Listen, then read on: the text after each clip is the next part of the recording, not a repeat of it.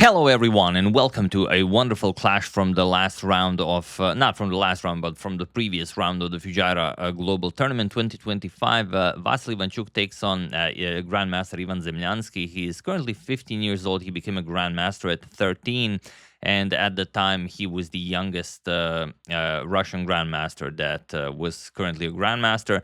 And overall, he is the 10th youngest ever person to achieve the title of Grandmasters. Here, we haven't showed it in quite some time, but these are the youngest ever Grandmasters to date. So Abhimanyu Mishra, he's the youngest. He became a Grandmaster at 12 years, 4 months, and 25 days. Then Sergei Karyakin, also fairly close. Gukesh, current World Classical Champion at 12 years, 7 months, and 17 days. Yuskan Erdumish from Turkey, 12 years old. Javokir Sindarov, 12 years old. Pragnananda, 12 years also. Nodirbek Abdusatorov at 13. Primarian Negi at 13. Magnus Carlsen with 13. Ivan Zemlyanskii, also 13 years, 8 months, and 21 days. Wei Yi, 13 years, 8 months, 23 days. Andy Woodward, 13 years, 8 months, and 28 days. Raunak Sadwani, 13 years, 9 months, 28 days, and so on, and so on. So it's a very, very competitive field. We're still waiting for who can make a Grandmaster at 11 and then 10 and then, well, I have no idea where we're going. Probably we will have to create some sort of a Super Grandmaster title to make it not weird, because we can't have 8-year-olds walking around with Grandmaster titles. But okay. Definitely a nice clash of wisdom versus youth. I mean, it's a pretty big gap. 56-year-old Vasyl, 15-year-old Ivan.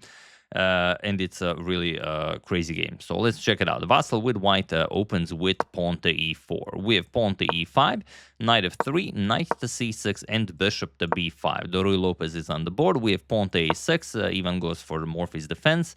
Bishop to a4 and knight to f6. We have castles kingside, bishop to e7, d3, and b5. So nothing new being played here. This is thousands and thousands of games in the database. Bishop to b3, d6. We have a4. And bishop to d7. We have pawn to c3 by Vasyl, castles, and bishop to c2. And rook to e8, b4 are very well-known moves here. Here we have sort of a...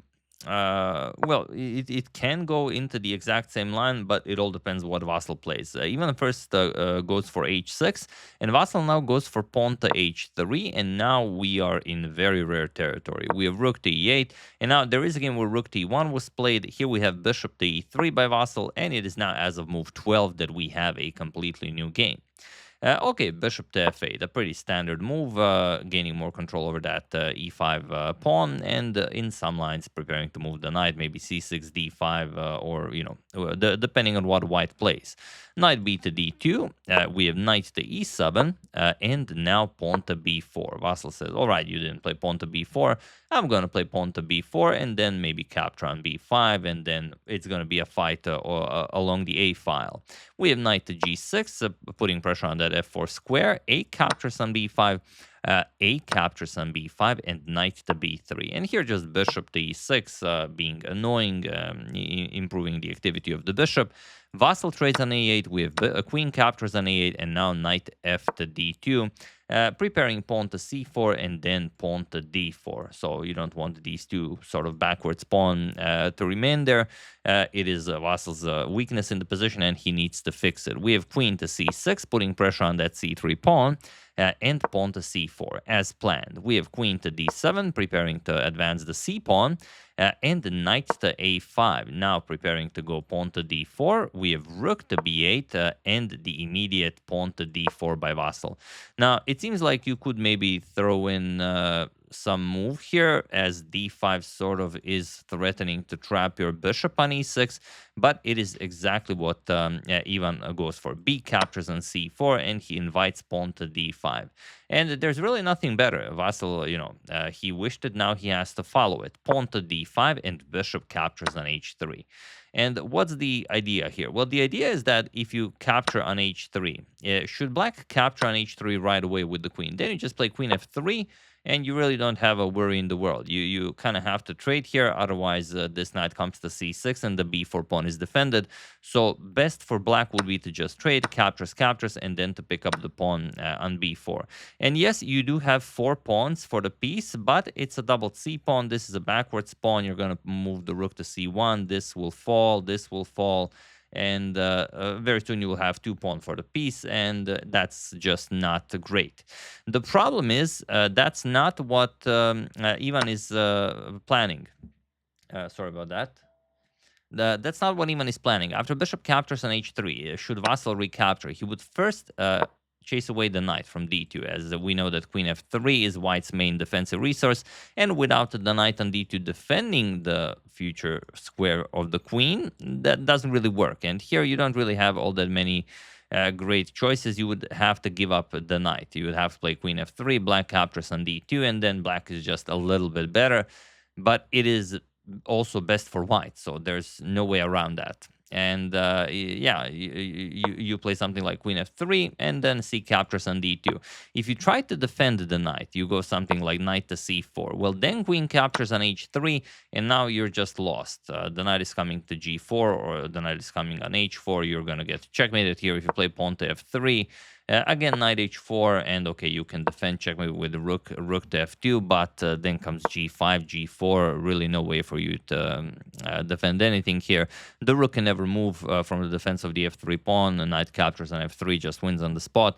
So it's a dead lost position for white. But yeah, the line that we mentioned, allowing c3 and captures on d2, is what Vasyl should go for. He allowed this pawn to d5 idea, bishop captures on h3, and now he has to go into it.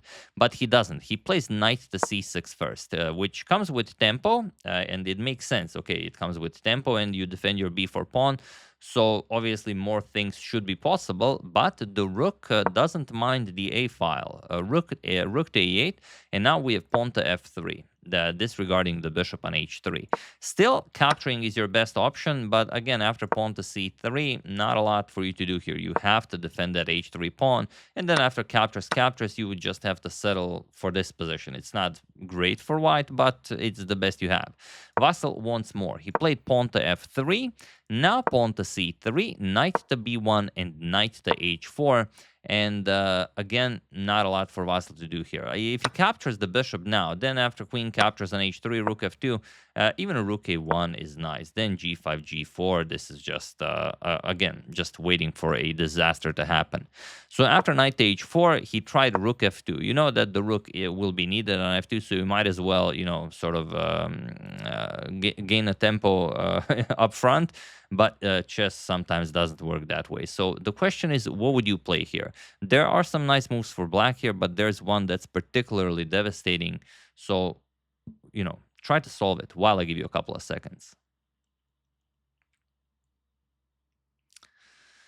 For those of you who were able to do it, congratulations. And for those of you who just want to enjoy the show, it is bishop captures on g2. The only move that gives black significant winning chances, and there's not a lot you can do. You have to capture the bishop. Rook captures on g2, but now you don't capture the rook, rather queen h3. You threaten checkmate. And okay, Vasyl goes back, rook to f2, so you again had to waste a move for that rook to f2, even though he spent a move up front to play it, knight g4. And this is the problem for Vasyl's position.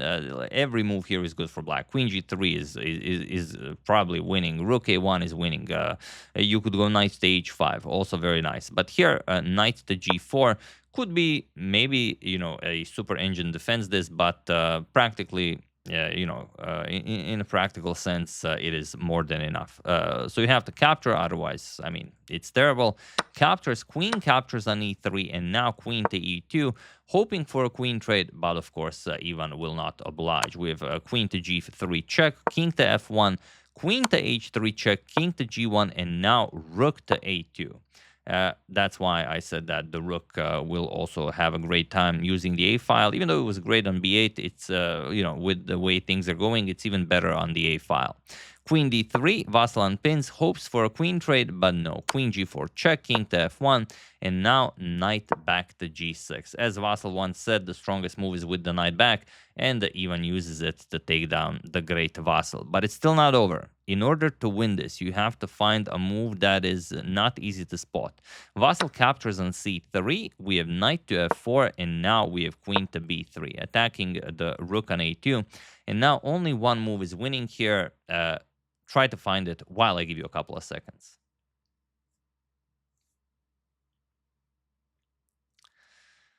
The solution to the puzzle, queen to h4. Believe it or not, the knight covers g2 and d2, so queen to h1 is the threat of checkmate. And now Vasyl cannot waste any time capturing that rook. He has to bring the queen to help out with the defense, or he could play rook captures on f4, but that's also pretty bad. So he brings the queen all the way to f3, stops checkmate. Now pawn to g5, and even though Vasyl is up in material, and there are moves that are can be played, there just aren't any that are good. He plays bishop to d1, tries to trade off as many attackers as possible. The problem for him, even this is good for Ivan. He plays rook captures on f2, queen captures on f2, and now queen to h1 check, queen to g1 only move, and now just queen captures on e4, and he was in this position on move 40 that Vasyl Ivanchuk resigned the game, as there is nothing more to be done here. So truly a masterclass by the 15-year-old grandmaster, taking down a legend like this. If you look at the position, Vasyl is actually up a full piece, but there's not a move he can play. There's no move that he can play. He can't activate, he can't put pressure on anything. There's just no move that makes sense.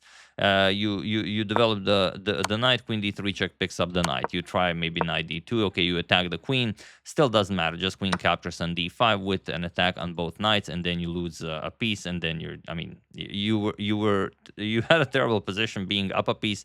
Now you lose a piece, and it's even worse. So after queen captures on e4, there is nothing for Vasyl here. And even though he reached time control here, he had a minute on the clock when he did it.